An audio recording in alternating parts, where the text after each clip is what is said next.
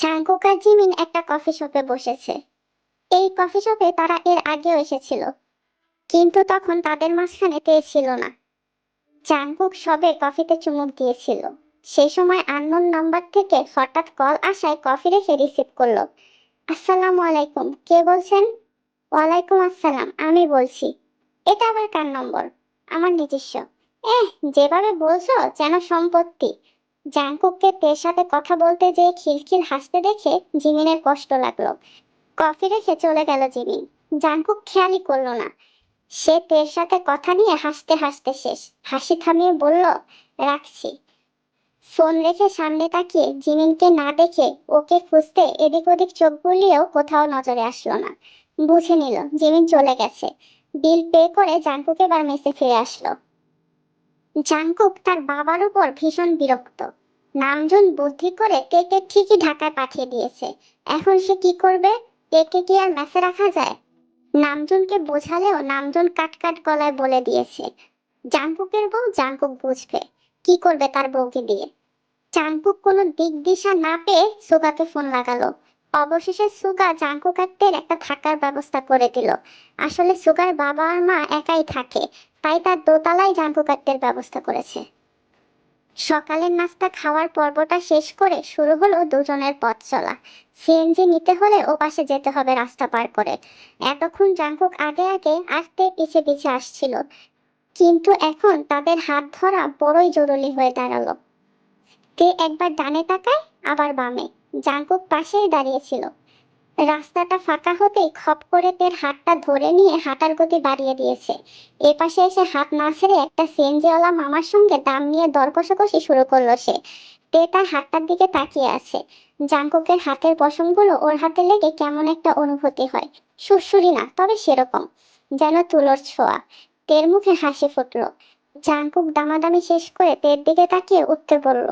তে হাতটা উপরে তুলে বলল, না ছাড়লে উঠবো কি করে? জাঙ্কুক যেন খুব লজ্জা পেল, সাথে সাথে হাত ছেড়ে মুখটা অন্যদিকে ঘুরিয়ে নিয়েছে। তে ভেতরে গিয়ে বসলো, তারপর জাঙ্কুক নিজেও বসেছে। তে হঠাৎ জাঙ্কুকের দিকে ফিরে বলল, আচ্ছা, আমরা যেখানে যাব সেখানে রান্নাঘর থাকবে? হাঁড়ি পাতিল? জাঙ্কুকের মুখটা কালো হয়ে গেল, গালে হাত দিয়ে বলল, আমিও তো ভেবে দেখলাম না। সব রুম তো থাকবে, কিন্তু আসবাবপত্র কই পাবো? কি বিপদ! বাবা আমাকে সবসময় বিপদে ফেলে। তে নিজের ঠোঁটটা উল্টো করে বলল, কলা পাতায় খেতে পারেন ভাত? জাঙ্কুক কপাল কুঁচকে বলল, ঢাকায় কলা গাছ তুমি কই পাবা? অনেক খুঁজে তারপর পাওয়া যাবে। তে আর কিছুই বলল না। সে খেয়াল করেছে যাই বলছে তাতেই জাঙ্কুক ভেঙচি মারছে। তার মনে হয় মাথা অনেক গরম। কি আর করার, চুপ থাকাই শ্রেয়।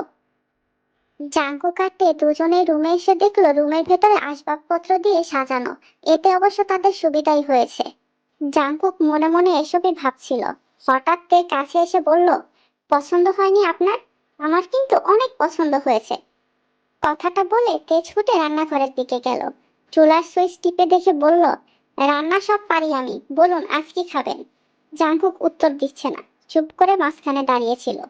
সেই সময় জাঙ্কুক মাথায় হাত দিয়ে ভেতরের একটা রুম বেছে নিয়ে বসলো খাটের উপর।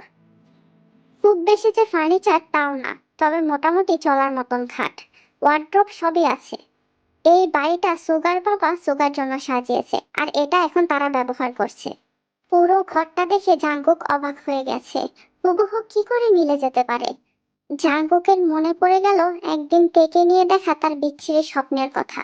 স্বপ্নে সে দেখেছিল তে এইরকম একটা রুমের বারান্দায় দাঁড়িয়ে কানে জবা ফুল গুজে খিলখিল করে হাসছে। জাঙ্কুক যখন তাকে ছুঁয়ে দিল, তখনই তে হঠাৎ করে হারিয়ে গেল। তে জাঙ্কুককে খুঁজতে খুঁজতে রুমে এসে বলল, রাখবো কিসে? পাতিল তো নাই, তরকারিও নাই। জাঙ্কুক মূর্তির মতন বসে আছে।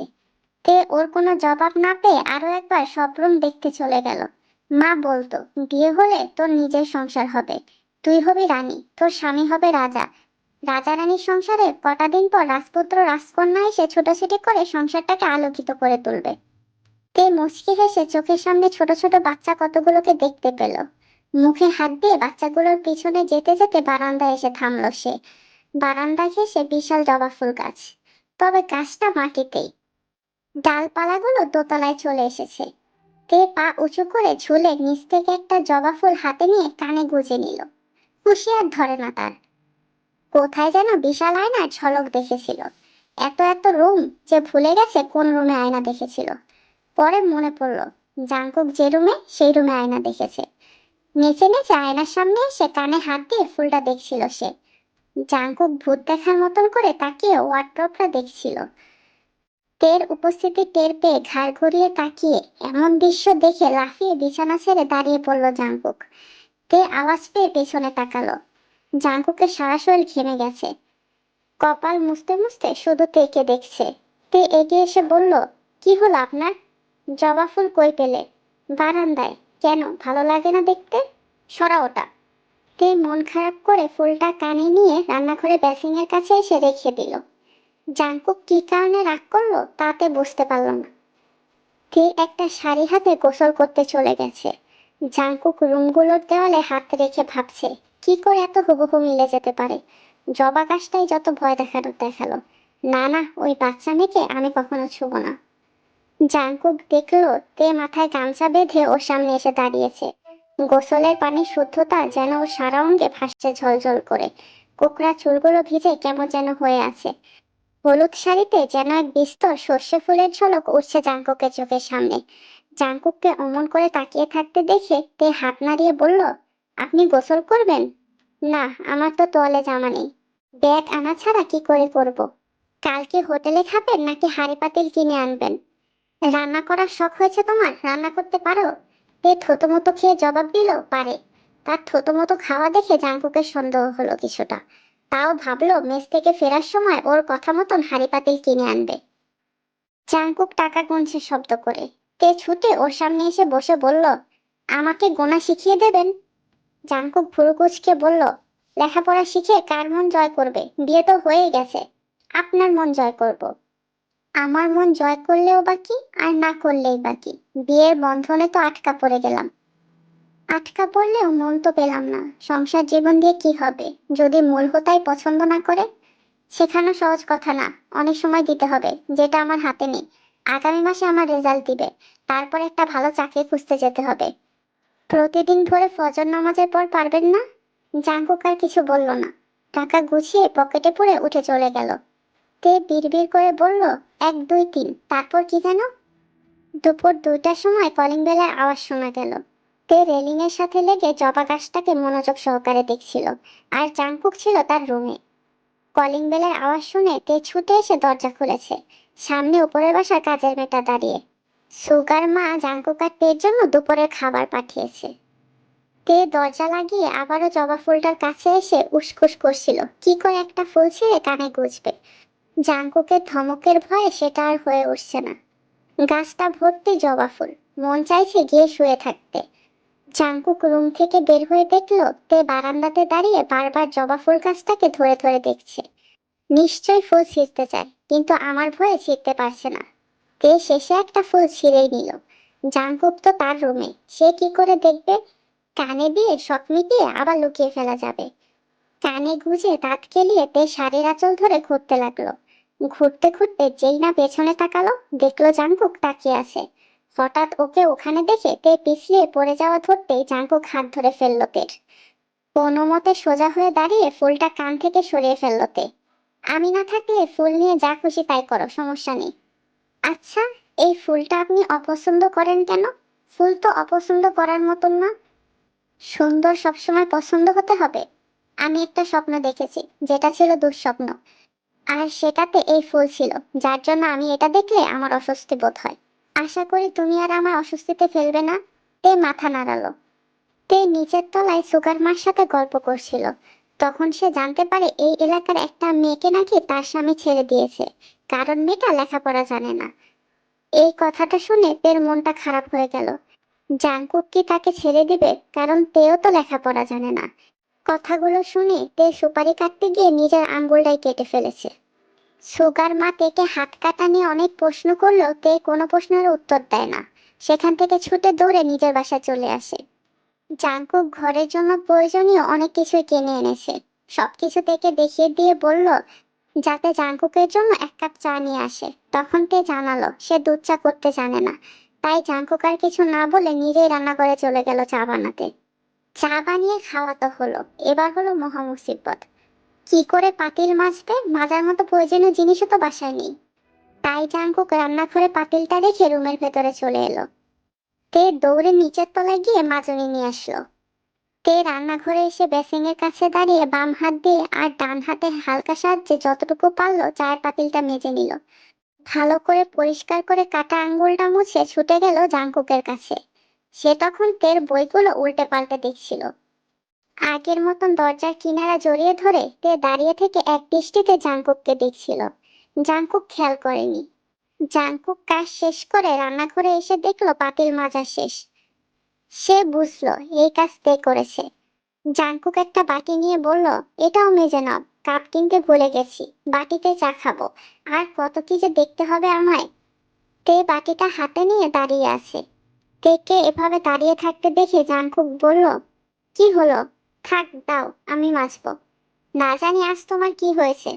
সন্ধ্যায় ছাদে গিয়েছিলে? মাথা পাগল পাগল করে? ঘুরতে ইচ্ছে করে চরকার মতো? লাফাতে ইচ্ছে হয়? তে মাথা নাড়িয়ে না জানালো।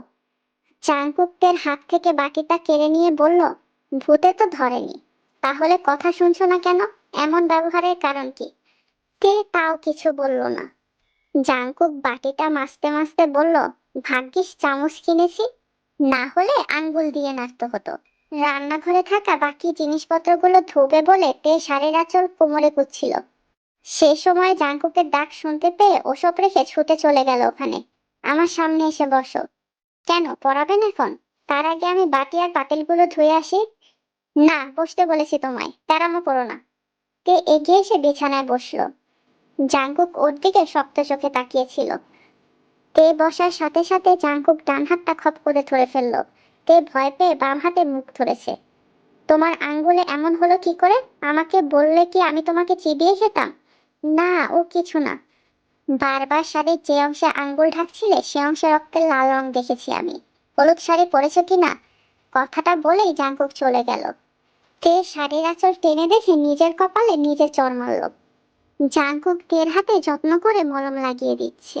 তখন তে বলে উঠল, আচ্ছা, একটা কথা জিজ্ঞেস করি? না, করি না। শুনছি, বলো। আপনি আমাকে তালাক দিবেন কখনো? জাঙ্কুক চোখ বড় করে তাকালো তের দিকে। তারপর মলমের সাথে আনা সাদা কাপড় দিয়ে আঙ্গুল বাঁধতে বাঁধতে বলল, তালাক শব্দটা কে ঢুকিয়েছে তোমার মাথায়? এটা তো দুর্বল সম্পর্কের ক্ষেত্রে হয়েই থাকে। না, এটা হয় না।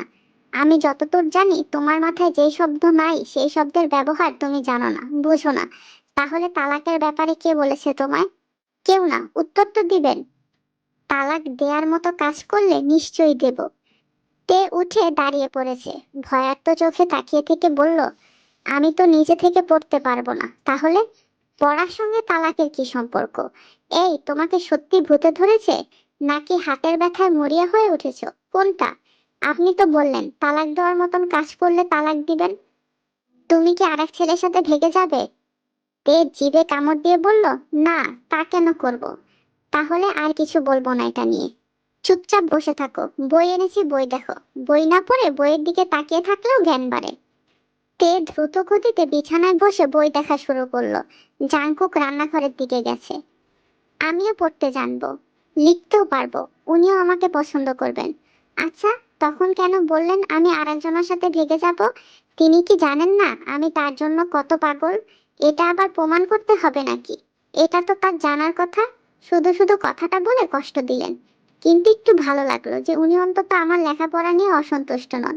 আমার জীবন ওই আপুটার মতো হবে না। আকাশে সরু চাঁদ, খোলা বারান্দার সাথে আষ্টে পৃষ্ঠে লেগে থাকা জবা গাছটার ডাল নড়ছিল মৃদু বাতাসে। পাতার নড়াচড়ার কারণে চাঁদের ঝলক কেটে কেটে আসছিল চোখের সামনে। বই থেকে চোখ উঠিয়ে তেতাই সেদিকেই তাকালো। খুব ইচ্ছে হলো ছাদে গিয়ে চাঁদ দেখার। সেজন্য বই রেখে ছুটে গেল জাঙ্কুকের কাছে। এসে বলল, ছাদে যাবেন? কেন, কি কারণ? চিকন চাঁদ দেখবো, খুব ইচ্ছে হয়। আগে নদীর পাড়ে গিয়ে দেখতাম, এখন ছাদে গেলে হয়তো সেরকম দেখা যাবে। একা যেতে ভয় লাগে। আপনি যাবেন আমার সঙ্গে? জাঙ্কুক উঠে বসলো।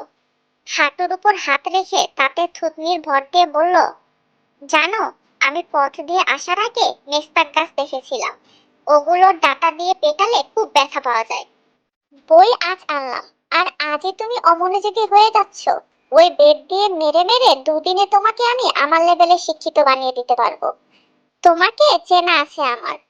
তে ভয় পেয়ে দরজার ফটক ছেড়ে ছুটে চলে গেল বইয়ের কাছে। তে বই রেখে বারান্দাতে এসে উকিঝুঁকি দিচ্ছিল। চাঁদটা দেখার অনেক শখ জেগেছে। বাড়িতে থাকতে একা একাই নদীর ধারে ছুটে চলে যেত চাঁদ দেখতে। জাংকুক তো সবকিছুতেই মানা করে। তাই বলে কি স্বাদ মেটাবো না? না হয় তাকে না জানিয়েই স্বাদ মেটাবো।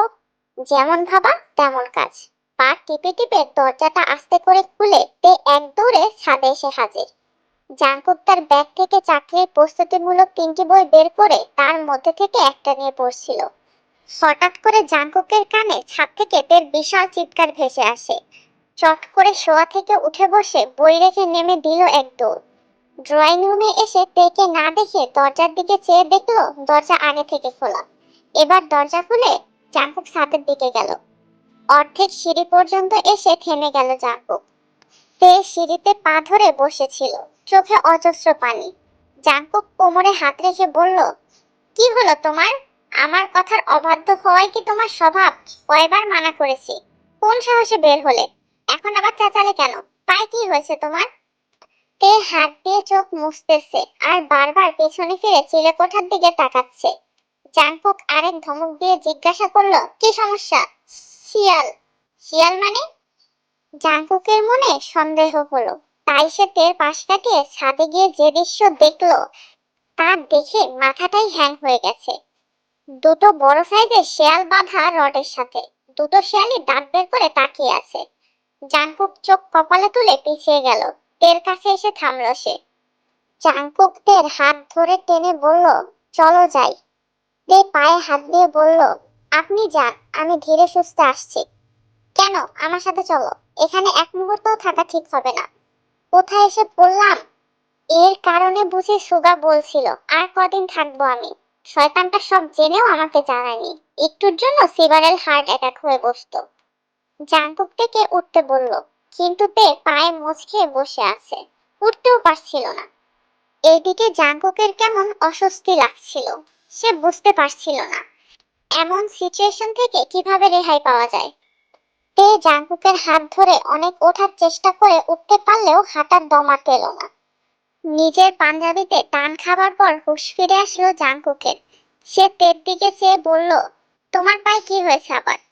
ওই আসলে শিয়াল দেখে ভয় পেয়ে ছুটতে গিয়ে পড়ে গিয়েছিল। তারপর থেকে হাঁটার জো পাচ্ছি না। কোলে ওঠার বায়না নয় তো? যদি তাই হয় তবে শূন্যে ছেড়ে দিব। তে জাংকুকের পাঞ্জাবি ছেড়ে দিয়ে বলল, আপনি যান, আমি ধীরে ধীরে চলে আসব। জাংকুক নিচু হয়ে তেকে কোলে তুলে নিয়েছে। তে হাত দুটোকে একসাথে করে রেখে অবাক চোখে দেখছে ওকে। এ কেমন অনুভূতি? বলে বোঝাতে পারছে না তে নিজের কাছে। এই প্রথম জাংকুকের এমন আচরণে অবাক হবার সীমা সেট করে গেল মনের ভেতরে।